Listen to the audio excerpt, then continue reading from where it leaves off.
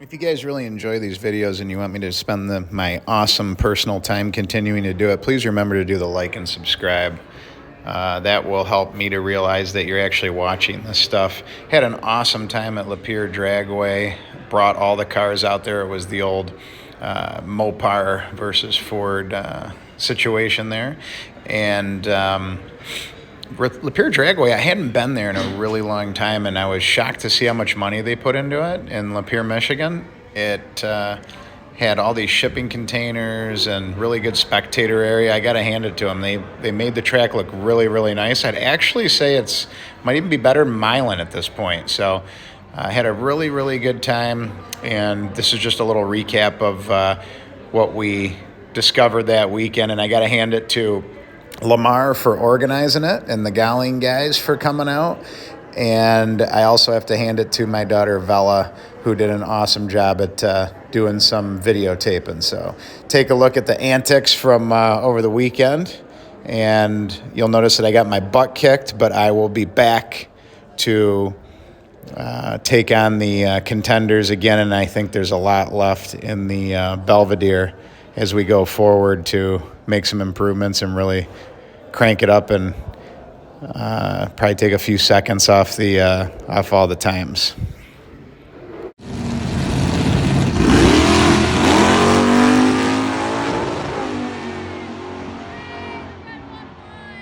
That's what I was just standing on, those things, and then that's what those like cargo things is what I'm also standing on. It's just cargo and cement. Pretty Billy for you. My dad told me this was going to be Billy, but I did not expect this. I expected more of like a civilized Billy, but this is like a White Lake Billy kind of situation here. They got water for you though. Looks like it's a little more watered down, so that's good for the older cars. And then we got, whoa, really high up. Yeah, that's like the other side. And then right here is the main track. It goes from there all the way down.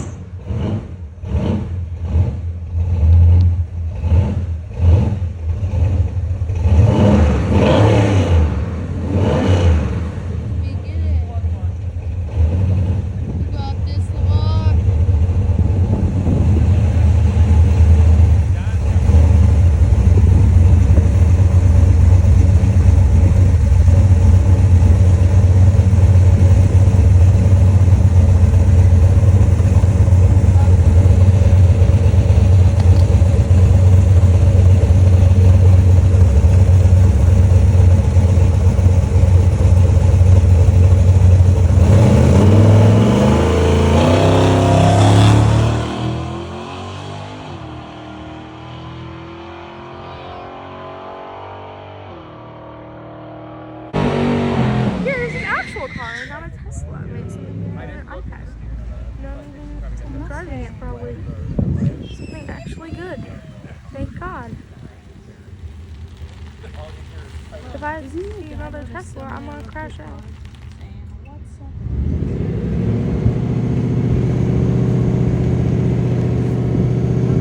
Bud is crashing out.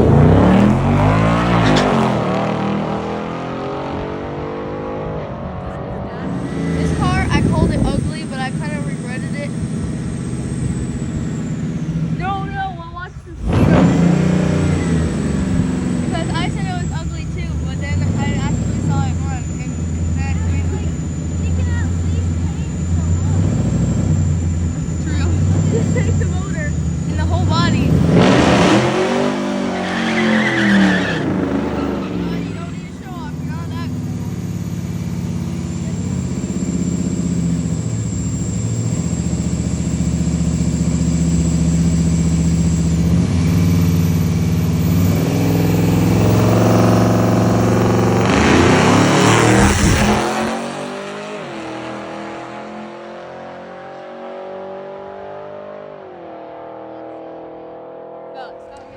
Wow, here's an iPad car. Something that's not even ran off of It's the exact someone same driving.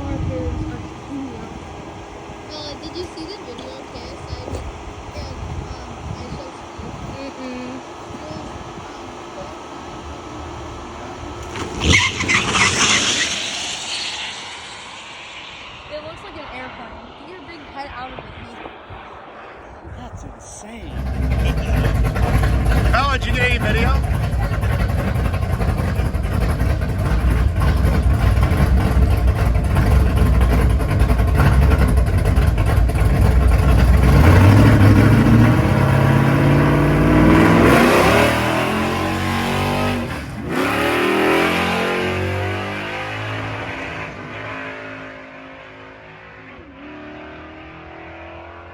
Learning curve, but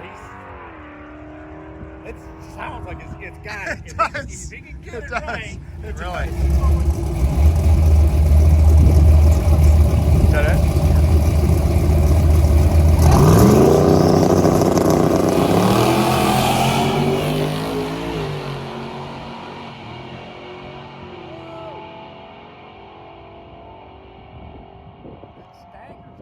Yeah, it does. He's got a parachute. He's got, once he gets the pattern down, knows what he's doing, he's got to get there. Yeah. That car's got a lot of potential. It does. It does. He's learning. Yeah.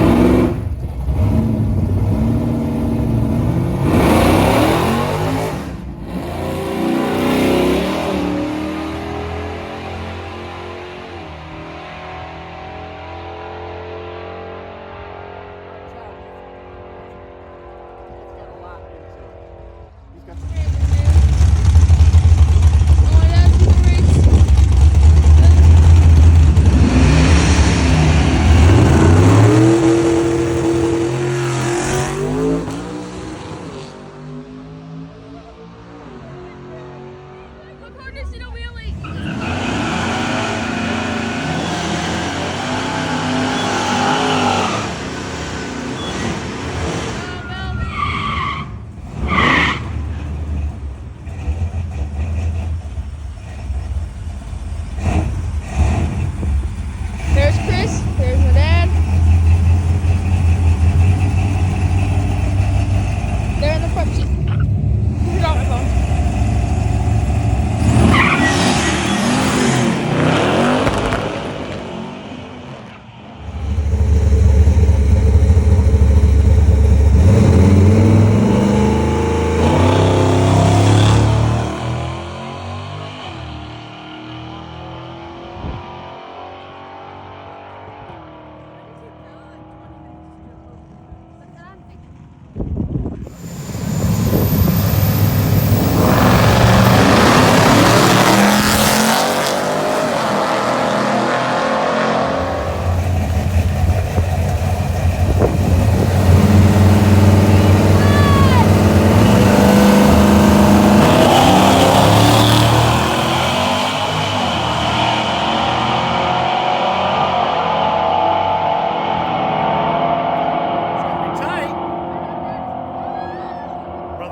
Got him.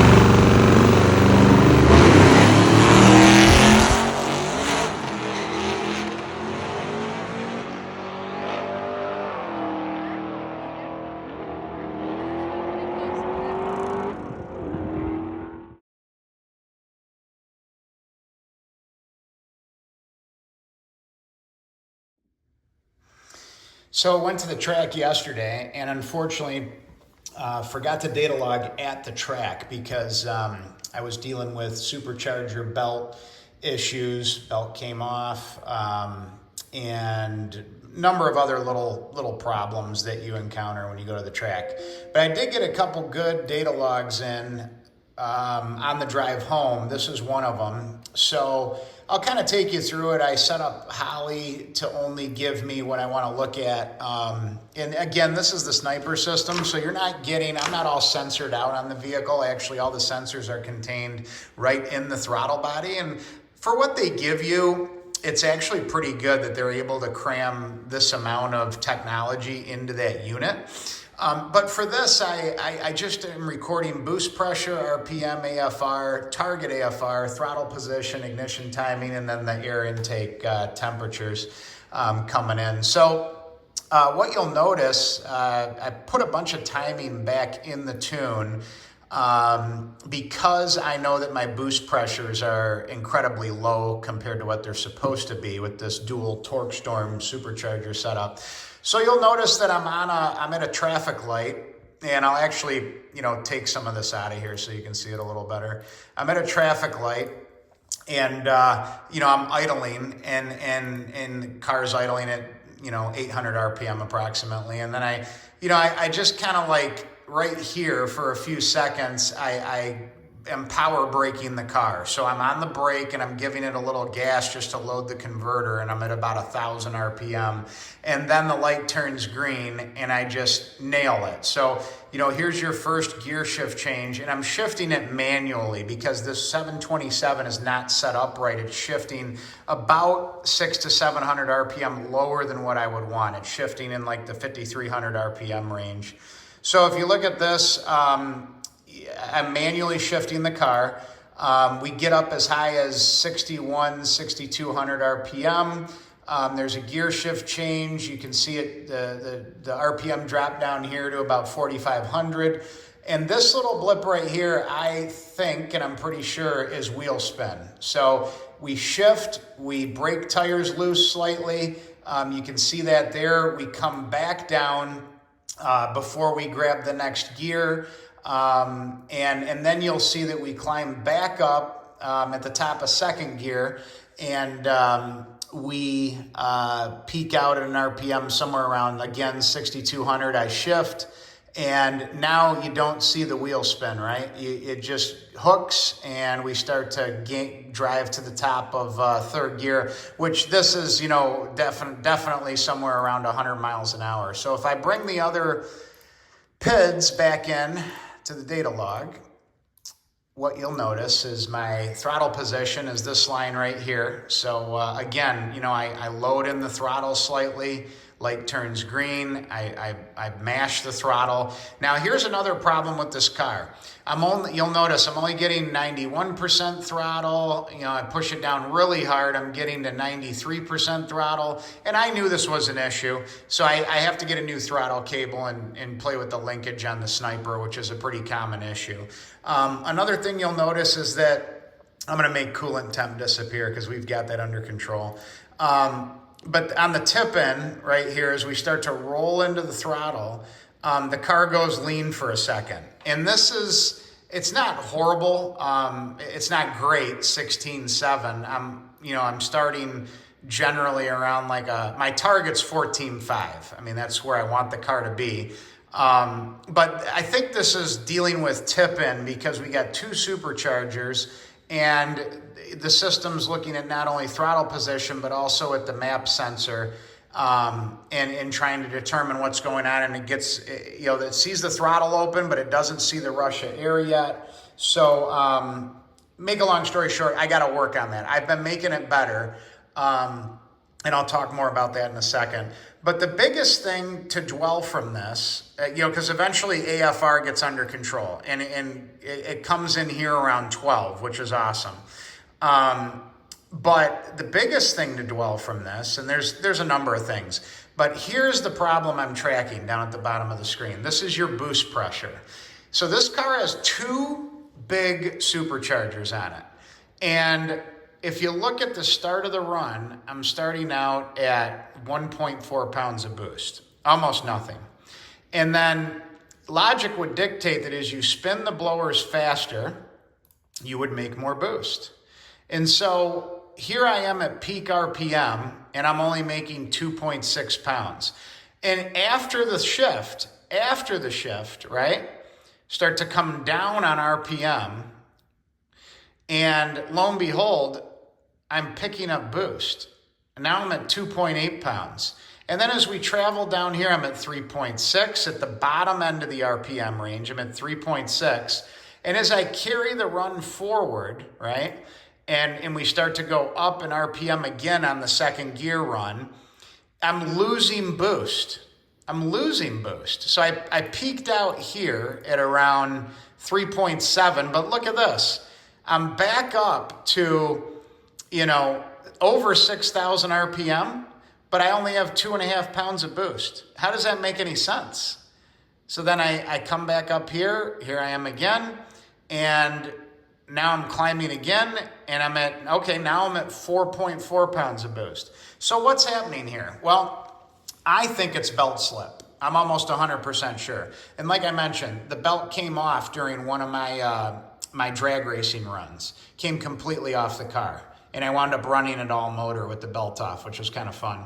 But what's happening, I think, by this erratic boost pressure here is that the belt's slipping, and somewhere in here, I think the belt gets hot, right? Because it's slipping so much in here.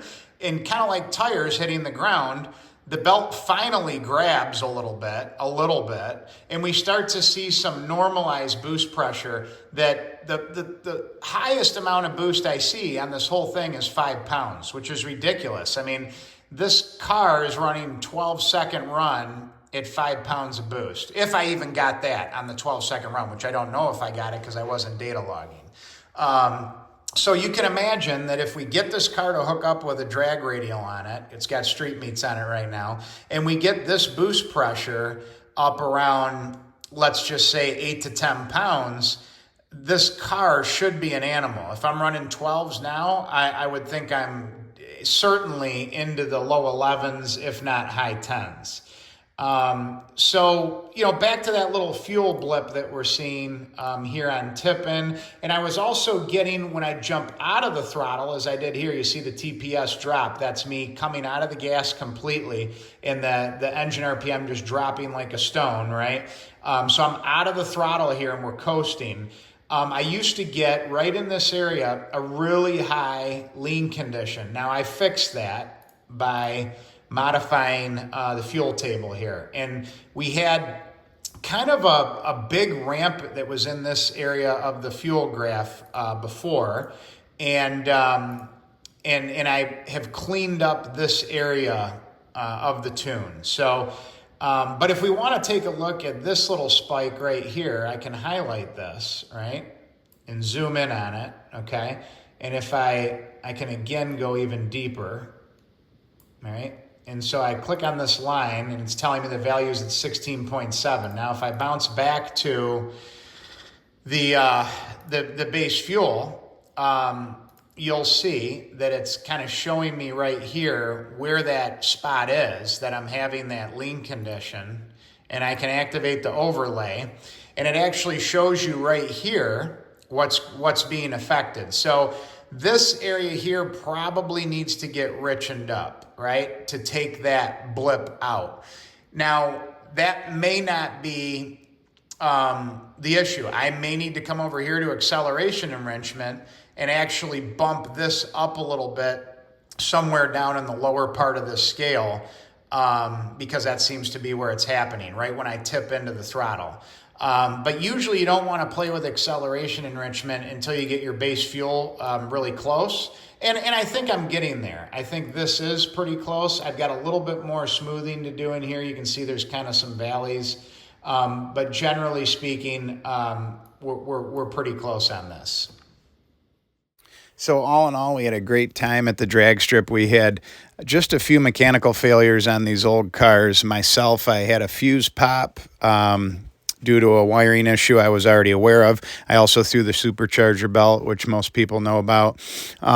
Lamar had some valve train lash that he adjusted at the track, which worked out great. And then Chris with the Galaxy, he wound up blowing a header gasket. And then we had another gentleman that exploded the rear end in his Monte Carlo. So typical drag racing track stuff, and I'm just hoping that Lamar actually drives his car next time instead of trailering it. And then that is going to be a new rule I'm going to institute for track day, that there could be a chase vehicle with a trailer, that's understood, but we should all be driving our cars.